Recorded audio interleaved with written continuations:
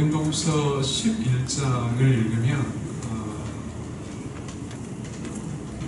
바울에 대한 연민을 갖게 합니다. 왜 이렇게 고통을 받으면서 이렇게 고생을 하면서 주님을 섬겨야 할까? 그러니까 요즘 이제 중학생, 고등학생은 개 고생을 하면서 왜 이렇게 사역을 해야 될까? 오늘 이제 읽은 본문은 되게 짧은 본문이지만 그 배경적인 것은 여러분들이 이제 집에 가가지고 읽어보시기 바랍니다. 사도행전 9장 1절에서 25절을 배경으로 하고 있습니다. 바울이 첫 복음 사역을 감당하는 중에 당했던 고난을 상고한 내용입니다. 인간적으로 매우 수치스러운 일을 이렇게 우리에게 알려주고 있습니다. 여러분들이 잘 아시겠지만 바울은 기독교를 비판하는 기독교인들을 박해하는 아주 대표적인 그런 인물이었습니다. 아주 유명한 인물이었죠. 그런데 이제 바울이 그 다메섹 도상에서 주님을 만나서 극적으로 변화가 됩니다. 그래서 하늘에서 빛이 바울을 둘러 비추었고요. 그리고 이때 주님의 음성이 들렸습니다.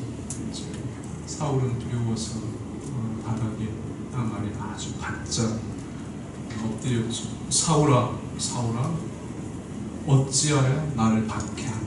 그 음성이 들린 겁니다. 그리고 이 소리를 듣고 주님은 누구십니까? 이렇게 묻습니다. 그래서 주님이 이렇게 대답하죠. 나는 내가 박해하는 예수입니다. 이 일 이후로 이제 바울은 이방인을 위해서 복음을 증거하는 사역자가 되었습니다. 이렇게 이제 기독교인을 핍박했던 바울이 갑자기 변화되었을 때 기독교인들을 환영했지만 그러나 유대인들을 경향을 했습니다. 아주 당황을 했습니다. 그래서 이제 그 바울에 대한 큰 분노를 갖게 되었죠. 그래서 이제 유대인들은 바울을 죽이기 위해서 공모를 했습니다. 다메섹의 한 고관에게 그 바울을 잡는데 협조해 줄 것을 부탁을 했고 또 바울을 잡기 위해서 다메섹의 모든 성문을 지켰습니다. 아주 조용히 지키고 있었던 것이죠. 결국 이제 이러한 어떤 소식을 듣고 바울은 나아제는 돌아다닐 수도 없었고 또 그 다메섹 성을 나갈 수 없었기 때문에 한밤중에 아무도 모르게 그렇죠. 그 제자들의 도움을 받아서 강주리를 타고 성벽을 내려와서 도망을 칩니다. 오늘 배경이죠. 이 사건은 바울의 사역에 있어서 그가 고백하듯이 매우 수치스러운 그런 사건 혹은 부끄러운 사건이라고 할 수 있습니다.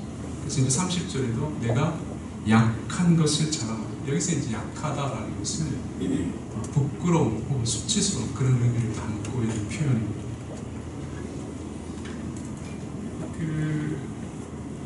저도 제가 이제 고등학교 1학년 때 목사가 돼야 되겠다 생각을 하고 매일 교회 와서 기도했던 것 같습니다. 이제 우리가 고등학교 졸업을 이제 그 수업이 끝나면 이제 그 보충 수업을 하기 전에 매일 교회에 자전거를 타고 와서 한 30분 기도하고 또 학교 가고 그걸 거의 3년 했던 것 같아요. 그리고 신학교에 와서도 학교에 가장 먼저 오면 이제 기도실에 가가지고 30분 기도하고 요즘은 그렇게 기도 못합니다. 그렇게 기도했던 것 같아요. 제가 이제 그렇게 신학교가 와서 아주 열정적으로 이제 교회 봉사도 하고 선교 활동을 하는데 이제 여름에 낙도 선교회라는 곳에 갔습니다. 가가지고 이제 거기에 아주 작은 섬이었는데 거기에 이제 무당이 한 분 계셨는데 그분에게 이제 전도하기 위해서 우리 이제 팀이 실제로 아주 영광을 갔습니다. 그 집에 도착하는 순간 우리는 뒤도 돌아보지 않고 도망갔습니다. 우리가 도착하는 순간에 그분이 식칼을 들고 우리를 쫓아왔기 때문에. 그러니까 이제 그때 그런 어떤 자괴감이 있었냐면, 우리가 왜 하나님의 자녀고 정말 선교를 하기 위해서 복음을 전가하기 위해서 여기 왔는데, 우리는 정말 예수라는 옛자라는 말도 못 해보고 이렇게 이제 도망을 가야 될까. 그러니까 그때 한 일주일 동안 그 섬에서 되게 낙심했던 그런 이제 기억이 있는데, 사울은 더 하겠죠, 실제로. 그렇죠. 정말 주님의 음성을 듣고 그가 부름을 받아서, 그렇죠, 복음 전도자가 되어서 유대인들에게도 자신 있게 복음을 증거해야 되는데, 오히려 이제 밤에 생쥐처럼 도망가야 되는 그런 자기의 현실, 그것을 아마 이제 아주 부끄럽게 여겼던 거죠. 우리가 생각이 되는 겁니다.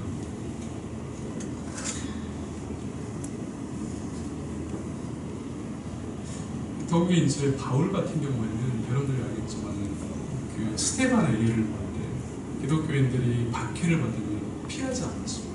길거리 돌에 맞아 죽었고, 대표적인 사람이 스테반이죠. 그렇죠. 그러니까 이제 박해를 묵묵히 담당했던 그러한 기독교인들을 직접 경험을 했습니다. 그런데 이제 자기 자신은 박해를 피해 대낮도 아니고 한밤중에, 그렇죠, 길도 아니고 강주를 타고 도망친 거죠. 대범하게 유대인들 앞에 서지 못하고 도둑놈처럼 이렇게 한밤중에 도망치는 자신의 모습이 한심스러웠다는 것이죠. 여러분 한번 생각해 보시기 바랍니다. 만약에 어떤 일이 있어가지고 우리 김대열 목사님이 여기 2층에서 이렇게 강주를 타고 가족을 타고 교회부터 데려가면 얼마나 쪽팔리겠어요. 그러니까 그런 모습과 같을 수 있다. 그러니까 이제 실제로 이게 이제 우리에게 신앙이 되려면, 왜 하나님은 전능하시고 능력이 많이 오시는데 왜 이런 어떤 초라한 모습을, 그렇죠, 이렇게 도망가듯이 정말 도둑놈처럼 그렇게 몰래 그 자리를 피해야 되는. 더욱이 이제 이 사건은 바울의 사역의 첫 시작에서 일어나는 것입니다.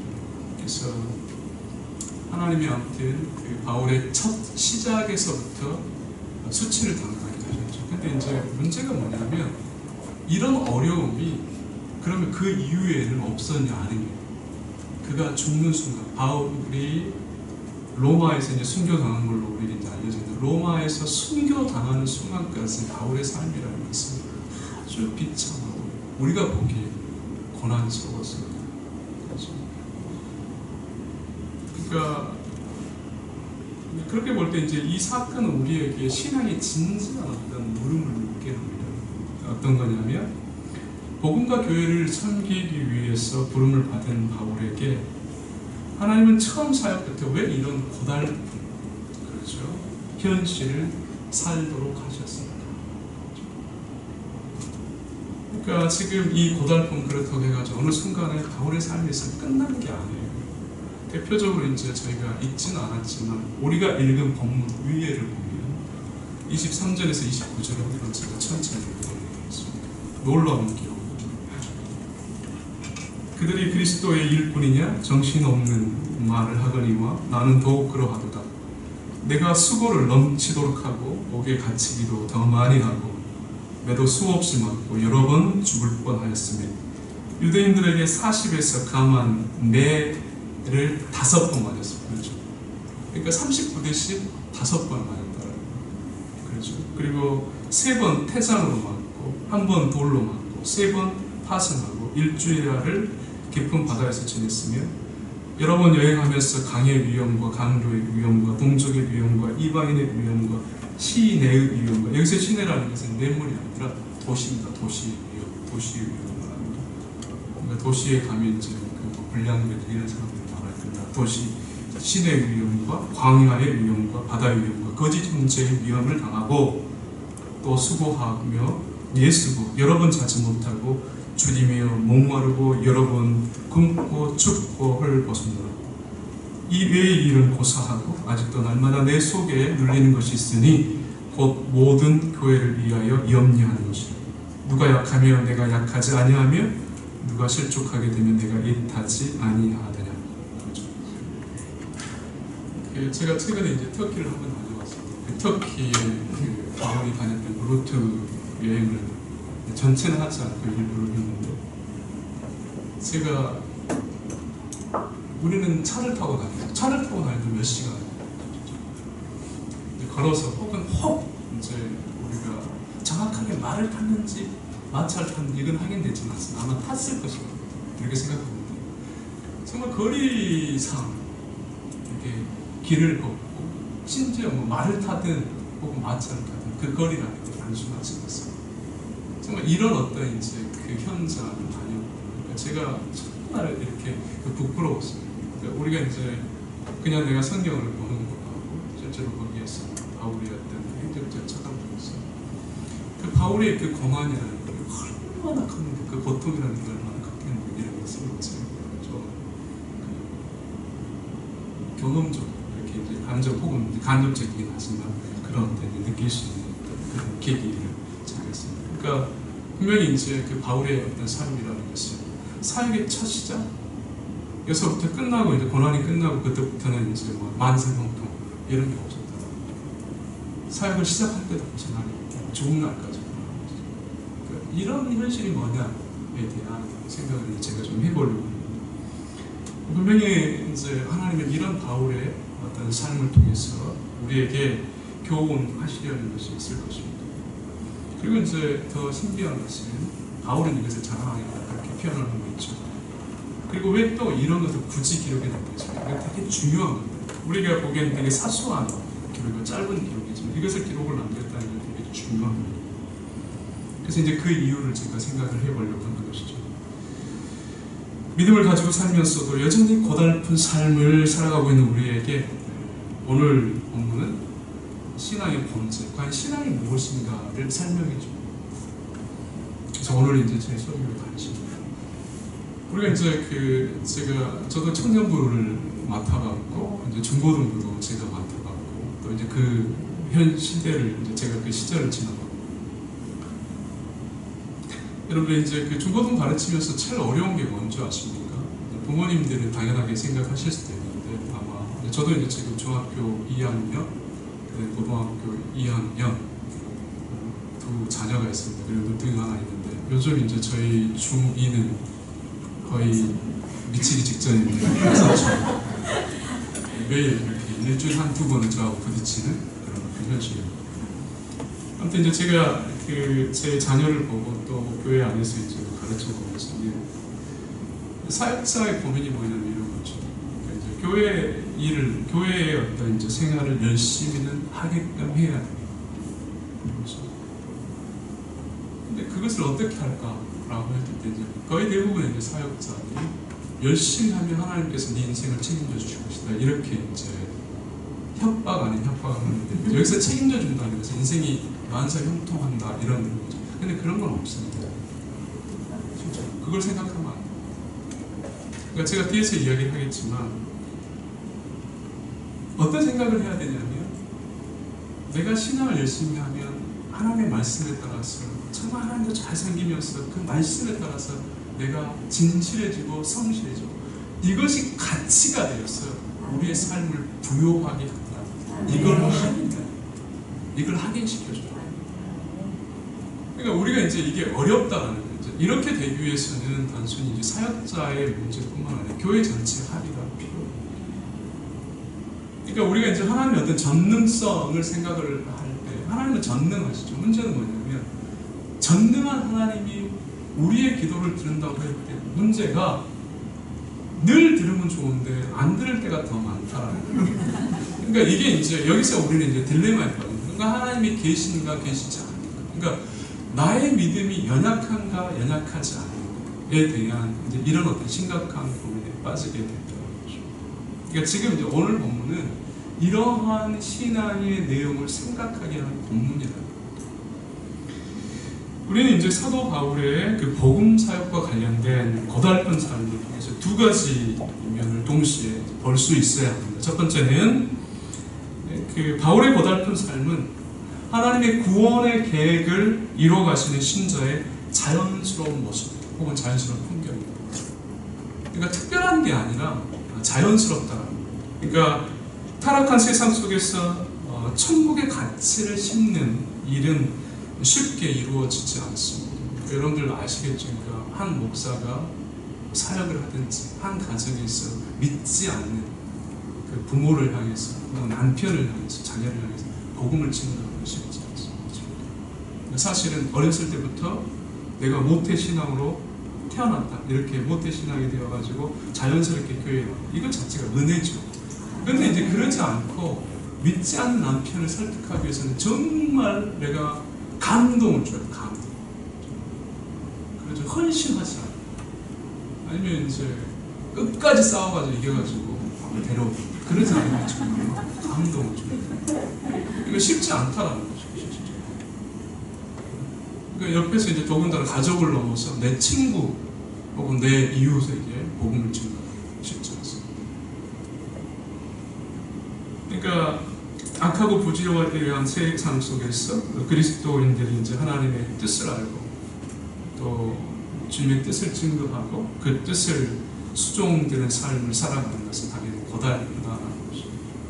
그래서 즉 이러한 사실을 바울이 자신의 삶으로 말해주고 있는 것입니다. 그래서 이제 바울은 가장 수치스러운 것까지도 자랑하는 것이죠. 그리고 이제 다른 한편으로 우리가 또 생각해야 될 게 뭐냐면, 바울의 고달픈 삶은 아직 남아있는 구원, 즉 천상에 이르러 완성될 구원을 위한 신앙의 싸움을 치열하게 싸우며 살아가고 있는 신자의 거부할 수 없는 모습이라는 거예요. 그러니까 이것은 이제 되게 중요합니다. 그러니까 우리가 예수 그리스도를 믿고 우리가 이제 실존의 삶을 살아갑니다. 그럴 때 이제 우리가 복음 안에 있고 그 복음을 성령을 통해서, 성령이 우리 안에서 쉽게 이제 이해하기 쉽게 이제 여러분들 설명 작동하게 하면, 복음의 내용이 우리 안에서 언어로, 인격으로, 삶의 체계로 작동되게 하면 우리는 당연히 주일날 교회 나가게 되어 있습니다. 어려움이 있으면 주님을 생각하게 되는 거예요. 또 기도를 해야 되겠다는 그런 마음을 갖게 된다는 것입니다. 그리고 어려운 사람이 보이면 도와야 되겠다 이런 마음을 갖는 문제예요. 그러니까 이제 바울이 사역자로 부름을 받았어. 그래서 내가 이방인의 어떤 사도로 주님께서 불렀으니까 그 일을 충성되게 감당하는 것, 그것은 이상한 일이 아니라 지극히 정상적이다. 그러니까 우리의 어떤 삶과 마찬가지죠. 그러니까 지금 이제 바울은 자신이 증거한 복음의 약속을 믿고 기대하는 한 성도로 주어진 인생을 살아가고 있다는 것입니다.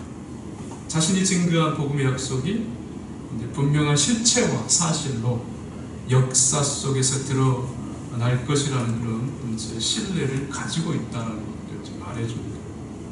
그러니까 바울이 고통스러운 현실을 자연스럽게 받아들이는 데는 분명한 이유가 있다는 것이죠. 그러니까 우리가 이제 그걸 모르면, 여러분들이 이제 기독교 신앙 안에서도 어려운 게 뭐냐, 어려우면 왜 어려울까요? 그냥 피하고 싶죠. 그러니까 여러분들이 이제 기도하는 이유 중에 하나가 뭐냐면, 저희가 그런 생각을 했습니다.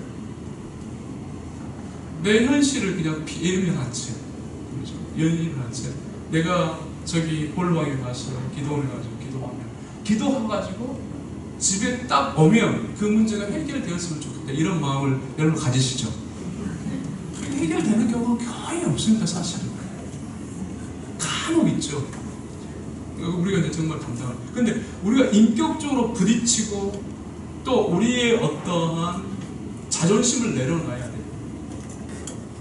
우리가 갖는 어떤 아집, 우리의 아집을 내려놓고 죄를 회개해야 되고, 우리의 어떤 혈기 때문에 일어나는 모든 일들이 실질적으로 그냥 해결되지 않습니다. 반드시 가가지고 용서를 해야 되고, 사과를 해야 되고, 화해를 해야 되고, 그러면 쉽게 해결돼요.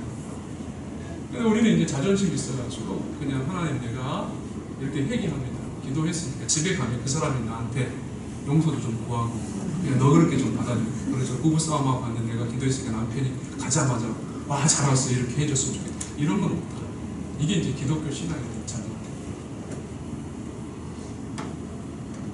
분명히 이제 고통스러운 이유가 있습니다. 그러니까 바울은 이제 그것을 이야기합니다. 왜 굳이 이렇게 사소한 그런 되게 수치스러운 것을 기록하고 있을까? 이유가 있다는 것이죠. 좀 더 구체적으로 우리가 이제 이런 생각을 해야 됩니다. 바울이 증거한 복음이라는 것은 단순히 인간의 사고를 통해서 생성된 어떤 관념이 아니에요. 그러니까 이게 관념이 아니라는 건 어떤 의미냐면 복음의 내용은 반드시 역사적 실체와 사실로 확인되게 되어 있어요. 내가 그 복음을 받아서 성경이 역사하면 그 복음이 요구하는 고백을 하게 되어 있고요. 그러한 삶의 지향성을 갖게 됐습니다. 그러니까 제가 말하는 것은 그러한 완벽한 삶을 살아야 된다는 게 아니라 끊임없이 그 복음이 우리 속에서 작동해서 그러한 생각을 하게 하고 그러한 삶의 가치를 추구하게 하고 그러한 어떤 사고를 갖게 하고 그러한 삶의 지향성을 갖게 하고 이것을 죽는 날까지 하게 하고 이게 이제 신자의 걸음이고 내가 구원 안에 있다는 증거예요. 근데 바울은 이제 그래서 이걸 뭐라고 했냐면 하나님의 능력이다 그렇게. 복음은 하나님의 능력. 그래서 로마서 1장 16절에 보면 이렇게 표현해 놨어요. 내가 이 복음을 부끄러워하지 아니하노니 이 복음은 모든 믿는 자들에게 구원을 주시는 하나님의 능력이 됨이니라. 이렇게 표현해 놨어요. 그러니까 이제 복음의 능력이라는 것은 단순히 그것은 언어로서 하나의 어떤 기억으로서 관념으로서 끝나는 게 아니라 그 복음이 성령의 역사 속에서 우리 안에 심겨지면 그 복음이 요구하는 사고와 삶의 지향성과 체계와 가치를 추구하게 되어 있다. 이게 이제 죽는 날까지 우리 안에서 작동되게 되어 있다는 거죠. 그래서 하나님의 이제 능력인 복음은 우리의 실존 속에서 하나님의 존재를 인식하게 합니다. 하나님이 살아계시고 예수 그리스도를 고백하게 하죠. 그리고 죄를 지으면 죄에 대해서 회개하게 만듭니다. 그러니까 우리가 이제 여러분들 신자의 삶과 관련해서 죄를 짓지 않는 신자는 없습니다. 사실. 날마다 죄를 짓는데 주님의 은혜 속에서 그리스도 예수의 어떤 은혜의 근거에서 내가 용서받았다는 것을 회개를 통해서 우리가 확인해가지고 그러니까 우리는 이제 어느 날 갑자기 개가 천선하면서 사람이 바뀌지 않습니다. 그러니까 믿지 않는 데서 믿는 것은 순간적일 수 있지만 그러나 믿음이 성숙하는 것은 긴 과정입니다. 그러니까 신앙의 경륜이 짧은 사람이 자기의 열심 때문에 어느 정도 되게 믿음이 있는 처럼 위장을 할 수는 있어요. 혹은 그렇게 보일 수는 있습니다. 그러나 지속성은 가질 수는 없습니다. 지속성은 시간이 필요합니다. 그러니까 한 사람이 거룩해지고 성숙해지는 데는 긴 시간이 필요합니다. 이 말은 이제 여러분들 기억하셔야 되는데 한 성도가 성장할 때 성숙해지는 데 뭐가 필요하겠어요? 시간이 필요합니다. 어린 아이들, 우리 청소년들이 성장할 때 시간이 필요합니다. 제가 여러분도 알겠지만 제가 아이를 키우면서 느끼는 것 중에 정말 2-3살 때 걔 망나니처럼 생활하다가 한 5살 되면 그게 없어져요.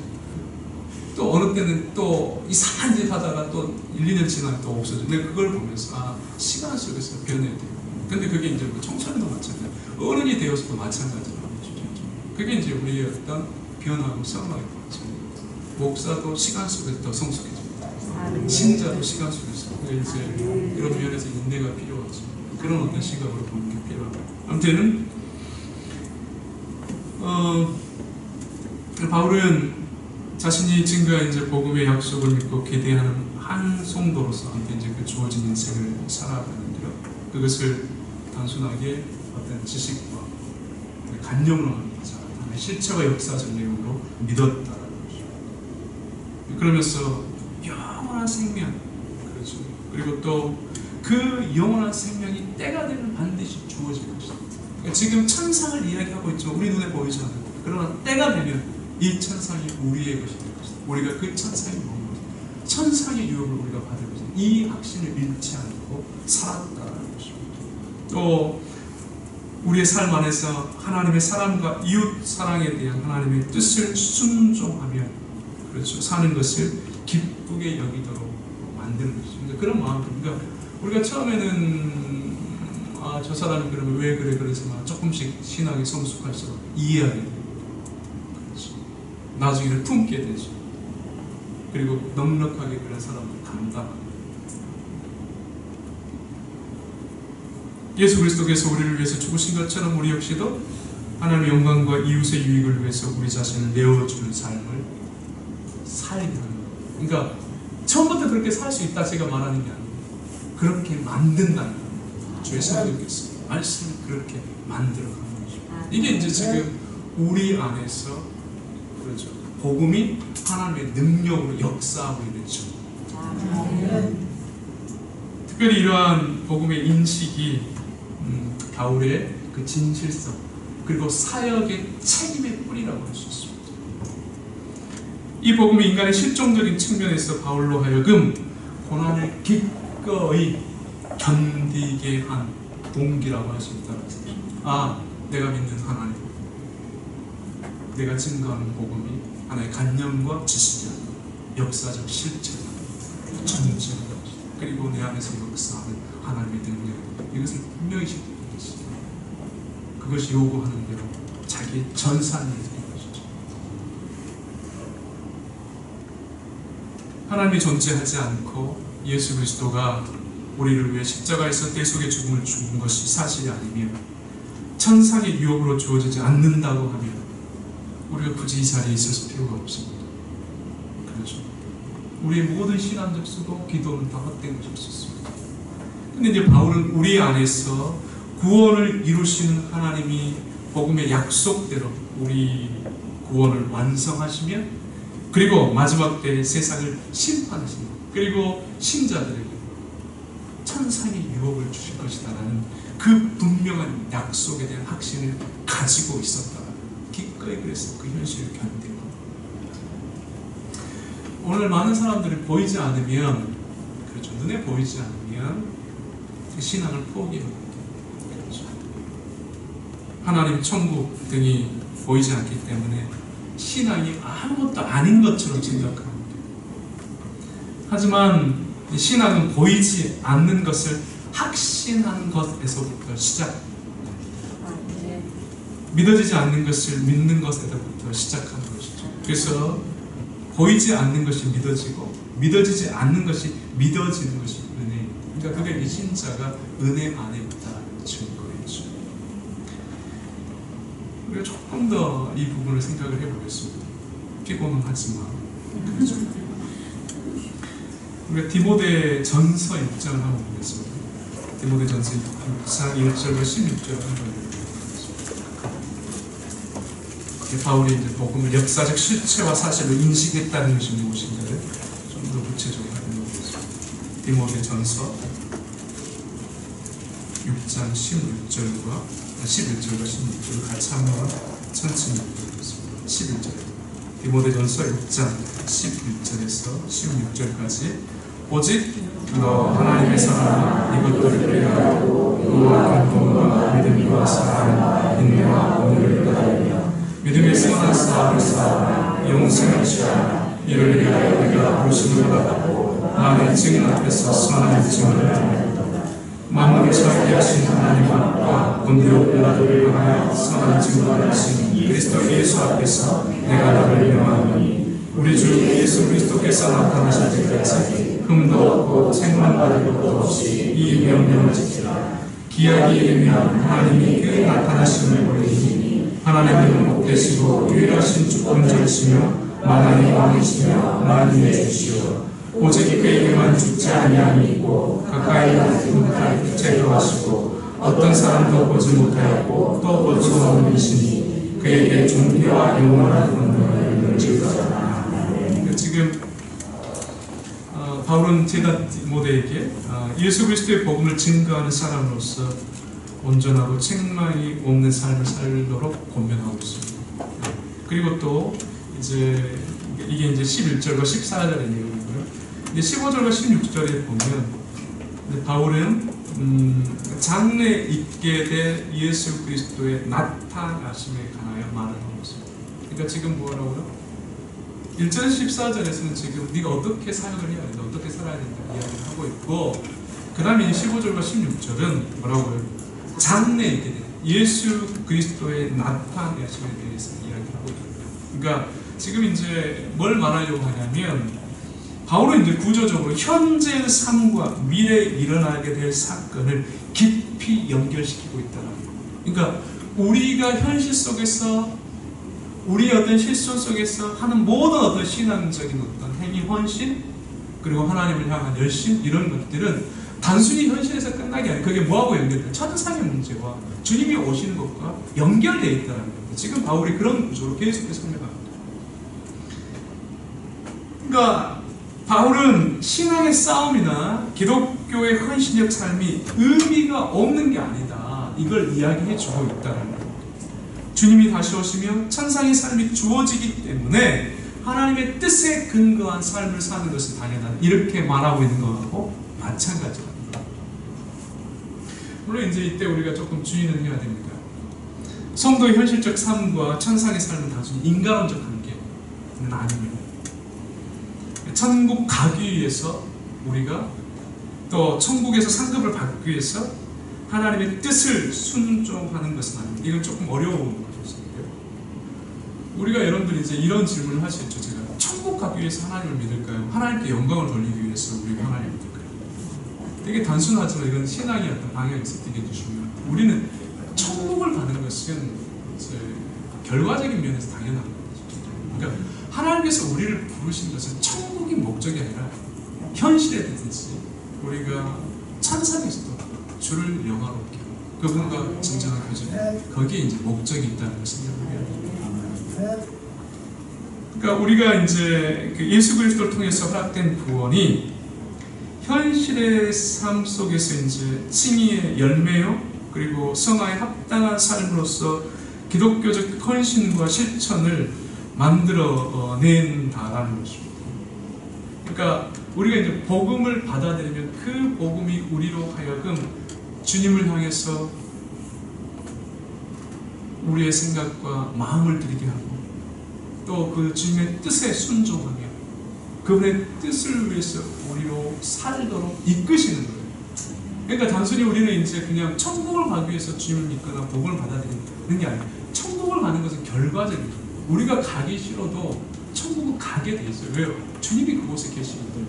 그러니까 우리를 부르신 목적은 천국이 아니에요. 천국은 당연히 가는 것이지만 더 궁극적인 목적은 주를 영화롭게, 이 땅 가운데서 우리가 구원의 완성에 이르기까지 우리가 주님이 거룩한 것처럼, 내가 거룩한 것처럼 너희도 거룩하고, 이 구원의 사실을 이루는 데 목적이 있다는 걸 생각합니다. 그래서 천상과 천상에서의 상급은 우리가 이 땅에서 행한 기독교적 삶과 헌신에 대한 가치를 인정해 주는 거예요. 그리고 이렇게 살아온 삶이 옳았다는 것에 대한 합법적 이론이 돼요. 그러니까 그게 목적은 아니지만 너가 잘 살았어, 너의 삶으로 옳았어. 그러니까 우리가 이제 열심히 예수를 믿고 우리가 살 때 아마 그럴 것 같아요.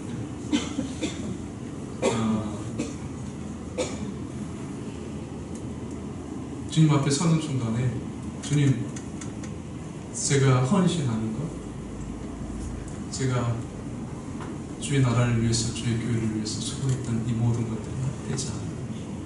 내가 좀 더 열심히 하지 못했던 것, 그것이 제 부끄러움이다, 이런 고백을 하는 거죠. 그러니까 우리가 이제 이런 거하고 마찬가지죠. 한 마라톤 선수, 아니면 뭐 운동 선수가, 학생들도 마찬가지죠. 정말 학창 시절을 열심히 살고, 마라톤 선수가 열심히 훈련을 해서 올림픽 때 마지막에 이제 메달을 받아서, 메달을 받을 때 어떨 것 같습니까? 이제까지 그 수년 동안 그 고생했던 것이 순간적으로 지금 하나님 그걸 감흥이라고, 이제까지 수고했던 그것들이 정말 그 수고했던 것이 아무렇지도 않은, 그냥 이 메달 받은 걸로 인해서 그 메달 받은 그 감흥 때문에 이제까지 수고했던 것이 아무렇지도 않은 그런 어떤 식으로 우리에게 주어질 수 있는데요. 천상에도 마찬가지다. 우리가 이 땅 가운데 수십 년 동안 하나님의 나라를 위해서 때로는 전전긍긍, 우리가 여러분들 교회를 위해서 헌신한다는 게 얼마나 힘듭니까? 내 것을 아껴가지고 헌금하는 게 쉽지 않아요. 내가 시간을 내가지고 봉사하는 게 쉽지 않습니다. 내가 봉사해도 별로 알아주는 사람도 없습니다. 목사도 별로 안 알아주고 하나님도 별로 안 알아주고 없습니다. 그런 느낌이 들 때가 많아요. 그러니까 이런 생각을 하죠. 내가 왜 굳이 이렇게 봉사를 해야 될까? 내가 왜 굳이 이런 헌신을 해야 될까? 내가 왜 이런 사역을 해야 될까? 저도 그럴 때가 있습니다. 저도 그런데 여러분 그러지 않겠습니까? 그렇죠. 당연하더라고요. 그러니까 그때 그렇죠. 그것이 옳음을 하게 되는 천상이지. 절대 헛된 삶이 아니에요. 그러니까 이제 우리가 눈에 보이지 않는 것을 믿어야만 그것을 확신할 수 있어요. 근데 우리가 이제 그것을 믿지 못하면 우리는 수고는 수고대로 가지만 이 땅의 수고를 다 헛것으로 만들 수 있다는 걸 생각해요. 우리가 주님 앞에 서는 순간 우리의 삶의 방식, 수고, 그에 대한 온전한 가치가 확인된다는 것이죠. 이게 지금 바울이 우리에게 확인시켜주고 있는 내용입니다. 그리고 여러분들 이 땅 가운데서 그게 의미 없는 게 아니에요. 제가 늘 생각하는데 한 부모가 신앙적으로 바르게 살려고 하는 주님의 말씀에 따라서 선한 마음을 가지고 살려고 하는 것, 이게 아무것도 아니에요. 때로는 바보처럼 느껴지고 왜 세상은 그런데 나는 혼자 이렇게 살아야 되는가 그렇게 느끼지. 여러분들 그런 모습을 누가 보고 내 자녀고 이웃이고 내 남편이고 내 아내고 내 가족이고, 그렇죠. 그리고 그것이 주는 유익이 있다는 거죠. 그것이 주는 삶의 풍성함을, 그 삶의 위대함이 있습니다. 그것들이 우리 일상에서 주는 어떤 유익이 있는 것이죠. 그러니까 주님이 연약한 우리를 이끄셔서 우리로 고민하고 갈등하게 하면서도 결과적으로 하나님의 뜻을 찾고 행하게 하시고, 왜 우리가 이렇게 살아야 하는가에 대한 고뇌를 수없이 하게 하면서도 우리로 신앙의 싸움을 싸우며 치열하게 살도록 하신 그 신앙적 삶의 영광과 가치를 온전하게 알게 해준다는, 어디서요? 천국에서. 이 땅에서. 그걸 믿으셔야 돼요. 그래야 여러분들이 신앙생활 하다가 내가 굳이 꼭 이렇게까지 해야 될까? 목사가, 여러분들 목사님, 김대훈 목사님 이런 생각할까요? 안 할까요? 합니다. 그걸 참는 거죠. 그 신앙 때문에. 제가 하는데 안 하겠습니까? 그러니까 그게 신앙이니까, 신앙이라는 건 뭐냐면 내가 정말 그것이 주님의 뜻이에요. 해야 되는데 하기 싫어요. 근데 그것을 인내하고 그걸 하는 게 신앙이고요. 이게 이제 단순히 이걸 위해서 우리는 기도가 필요합니다. 서로에 대한 격려가 필요하고 좋은 공동체가 필요합니다. 어느 사람이 지쳐요. 여러분들 목사도 지치고요, 권사님도 지치고요, 장로님도 지치고 학생도 지치고 다 지칩니다. 지칠 때 기도도 필요하지만 위로가 필요해요. 그래서 서로를 이해하고, 여러분 지치면 맛있는 것도 좀 사줘요. 가가지고 힘들죠. 내가 격려해줄게, 내가 너의 편이 되어줄게, 이런 말을 해주는 게 정말 필요해요. 그게 좋은 가정이고 그렇게 할 수 있는 게 좋은 거예요. 그러면서 이제 우리가 그 현실을 견뎌요. 그러니까 그렇게 사는 것이 이 땅에서도 그런 위로가 필요하듯이 천상에서도, 천상에 이제 그 위로가 천상에서는 이제 극대화된 형태로 나타나는 것입니다. 그래서 이제 이렇게 볼 때 주님의 복음과 교회를 위해서 아무런 수고를 하지 않으면서 천상을 기대하는 것은 바른 신앙이 아니에요. 그건 정말 유행주의죠. 그러니까 내가 구원의 가치를 논한다는 게 아닙니다. 그러니까 우리가 정상적으로 복음이 우리 안에 들어오고, 복음, 성령께서 우리 안에서 그 복음을 작동시키면 당연히 이런 마음을 갖는 거예요.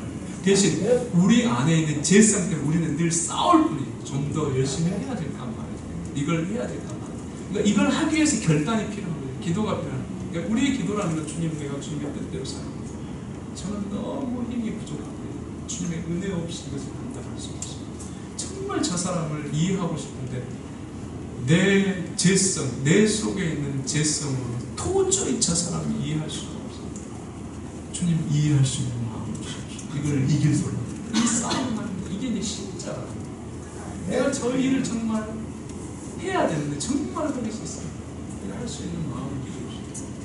주님의 은혜가 필요합니다. 그리고 그렇게 하면서 그걸 하는 것, 그게 신앙입니다. 근데 그것이 의미가 없는 게 아니라 의미가 있다는 것이죠. 그래서 주님의 복음과 교회를 위해서 수고하게 하고 또 주님의 영광을 위해서 헌신하도록 하는 겁니다. 그러니까 이렇게 살아간 성도들에게 천상은 진정한 위로와 복락의 장소가 된다는 것입니다. 근데 이러한 그 전제 속에서 바울이 다메섹에서 도망친 수치스러운 사건을 우리가 살피는 것은 매우 의미가 있습니다. 그러니까 이제 굳이 바울이 이 오래된 그 부끄러운 사건을 끄집어낸 이유가 뭘까? 이것은 한참 이제 이 사건이 있는 한참 후에 기록된 거예요. 왜 굳이 초기 사역의 내용, 이 부끄러운 것들을 끄집어냈을까? 그러니까 어떻게 보면 그 일을 늘 의식하면서 살았다라는 것을 우리로 알게 합니다. 깊은 밤중에 쥐새끼처럼 그래서 강주리를 타고 도망친 사건이 오랫동안 그 바울의 어떤 내리 속에 남아 있었다는 거죠. 특별히 다메섹에서 유대인들을 피해서 도망치는 바울을 보고 어떤 사람들은 바울을 비난해서 왜 저게 기독교인이? 어떻게 제가 사도가 될 수 있어요? 왜 저래? 이런 어떤 비난을 해줄 수 있다는 것이죠. 그렇죠. 저희도 교수고 이제 목사들이 늘 그 스트레스가 뭐냐면 이건 약간 착한 사람 신드롬이 있어요. 착한 사람 신드롬. 이거는 실수하면 그 실수를 하면요. 제가 가정에서 잠깐 실수하면 내 모든 딸들과 내 아내가 저를 잡아먹을 것처럼 우리는 피할 길이 없어요. 그럼 학교에서는 그렇죠. 학생들이 그렇죠. 밖에 가면 또 그러죠. 그러니까 이제 이런 어떤 스트레스가 사실 있어요. 그러니까 정말 지구멍이라도 들어가고. 그러니까 그것이 갖는 괴로움이 있다는 거예요. 그러니까 근데 사실은 우리는 연약하기 때문에 죄성 실수할 수 있어요. 그렇죠. 그러니까 이제 이 부분에 대한 어떤 넉넉함이 있어야 되는데 그러지 않죠. 교회도 마찬가지고 세상도 그러지 않습니다. 그러니까 지금 이제 이 시대에 바울이 지금 유대교에서 기독교로 개종해가지고 도망치니까 유대인들이 얼마나 많이 비난을 해서 기독교인들 중에서도 비난을 했을 수 있습니다. 정말 그가 주님을 만났다고 하는데 그리고 자기가 스스로 사도라고 하는데 어떻게 저렇게 행동할 수 있어? 이렇게 이제 비난을 이렇게 받았을 수 있다는 것이죠. 그러니까 그리고 이제 이 사건을 바울을 싫어하는 그 사람들을 통해서 오랫동안 해자되기도 했을 수 있어요. 그러니까 바울을 매우 비겁한 사람으로 이렇게 비난했을 수 있다는 것이죠. 그러면 이제 바울이 왜 이 사건을 굳이 기록했을까? 이 사건을 통해서 말하려고 하는 것이 무엇일까라는 겁니다. 변명하려고 합니다. 하나님의 섭리 속에서 자신을 통해서 이루신 일들을 생각하며 이 부끄러운 사건이 어떤 가치를 가지고 있었는가를 말하려는 것입니다.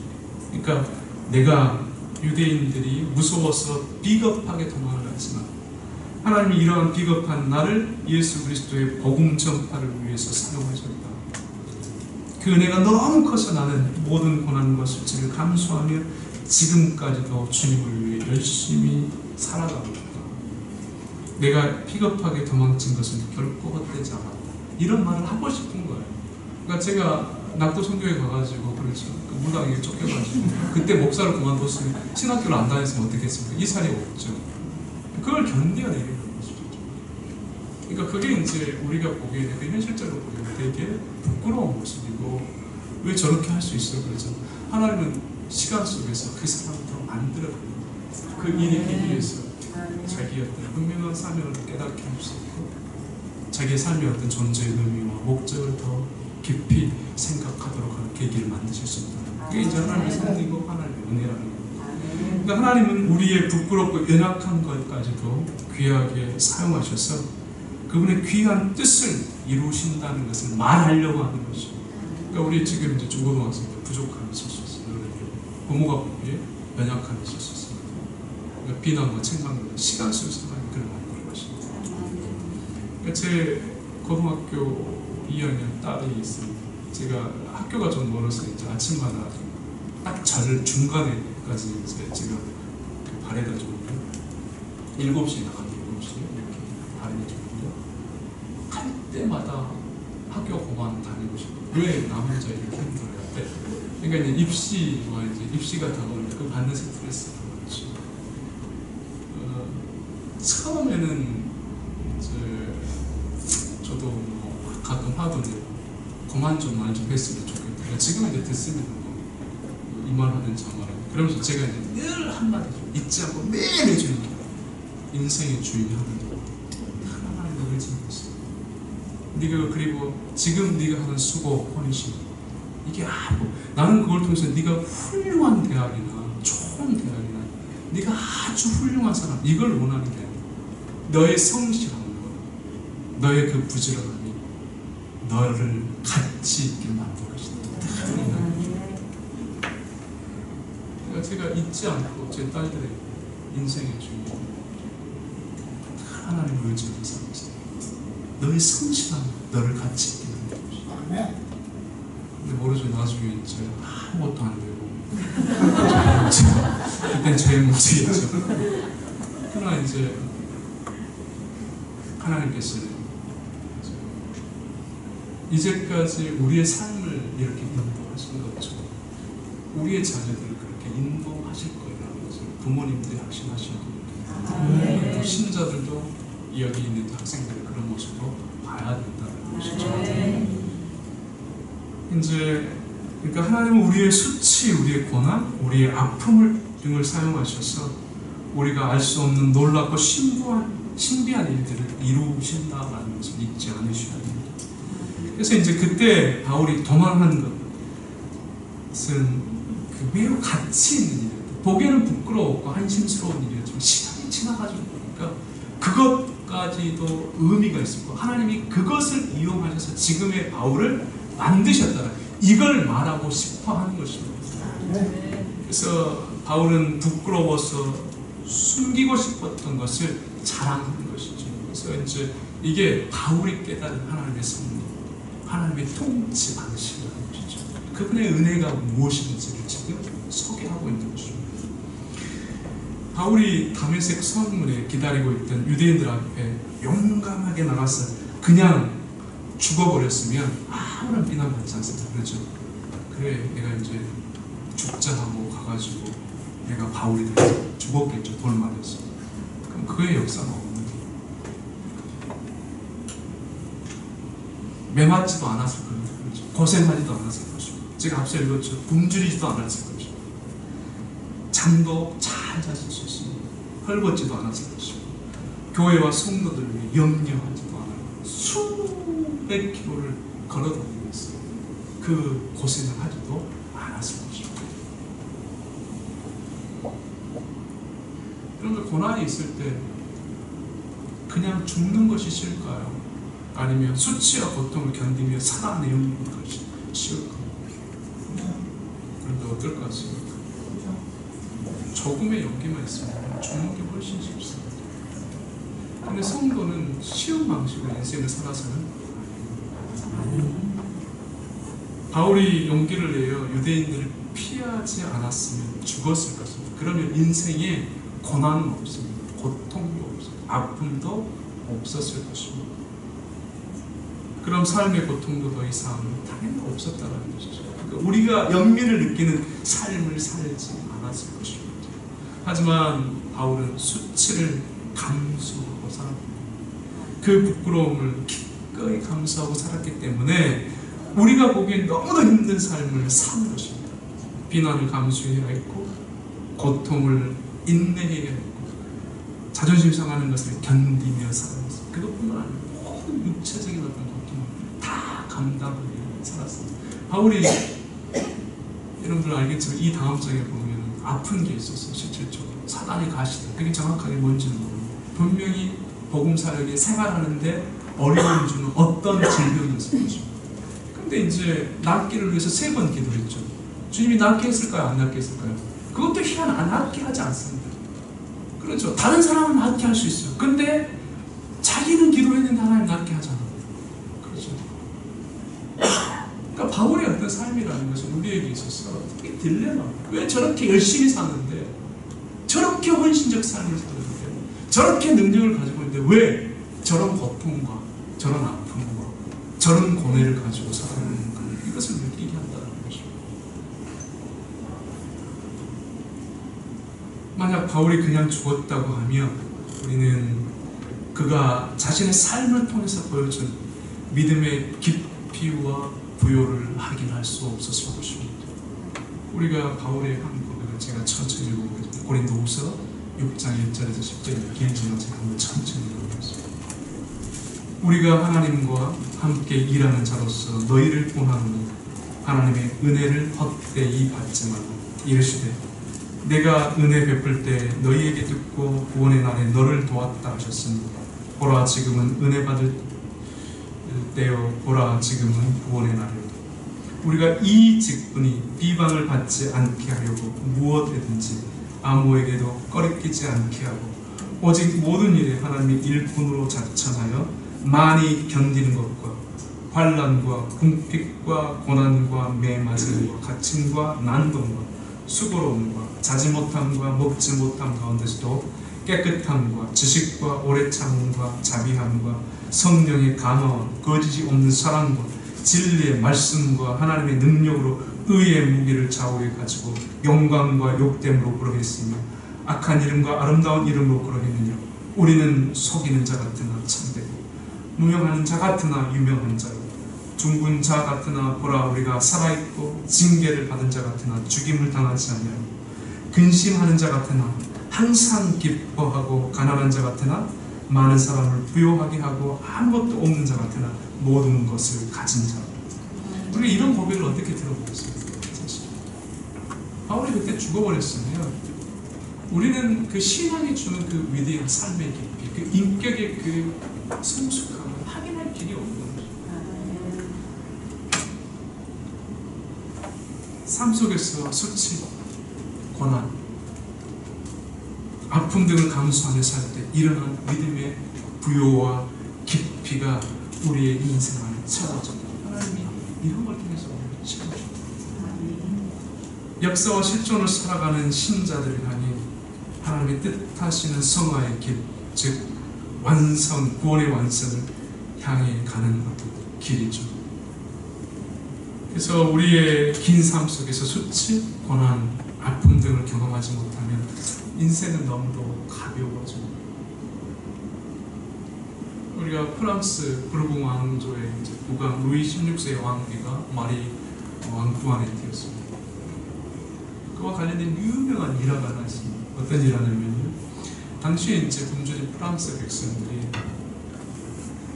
그녀에게 와서 빵을 달라고 이렇게 외쳤습니다. 그러니까 그가 이렇게 답변했어요. 빵이 없으면 케이크를 먹어요. 삶을 가볍게 살면 이렇게밖에 대답을 못하는 거죠. 그러니까 우리가 오늘날 이런 거죠. 그러니까 뭐 비슷하죠. 굶주린 사람이 라면 먹는 게 있지, 빵 먹는 게 있지. 그런 거 똑같아요. 오늘날에도 교회 안에서도 수치와 고난, 아픔 등을 인내하며 살지 못한 신자들이 늘 하나님을 믿으면서도 예배를 드리면서도 다른 한편에서 돈이 인생의 최고, 이것을 잊지 살아가는 것이죠. 이 안이 가볍고 그 사람 안에서 믿음의 부요와 풍성함을 발견할 수가 없는 것입니다. 수치, 고난, 아픔 등을 감수하는 것은 우리 자신이 초라해지거나 낮아지는 것이 아닙니다. 우리의 인격이 깊어지는 것입니다. 우리의 삶이 부요해지는 것입니다. 하나님은 고통을 통해서 우리를 깊이 있게 만들어 내시는 것입니다. 단순한 말을 하는 것이 아니라, 단순한 생각을 하는 인생이 아니라, 단순한 행동을 하는 인생이 아니라 깊은 사고와 인격을 가지는 그러한 인생을 만들어내는 것입니다.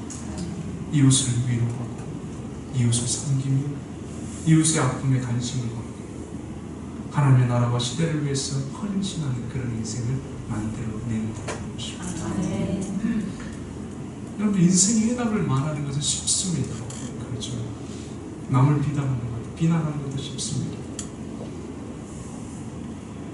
그러나 실제로 그 해답을 내기 위해서 삶으로 살아내는 것은 어렵습니다. 남을 비난하는 것이 있지만 그 사람을 품는 것은 어렵습니다.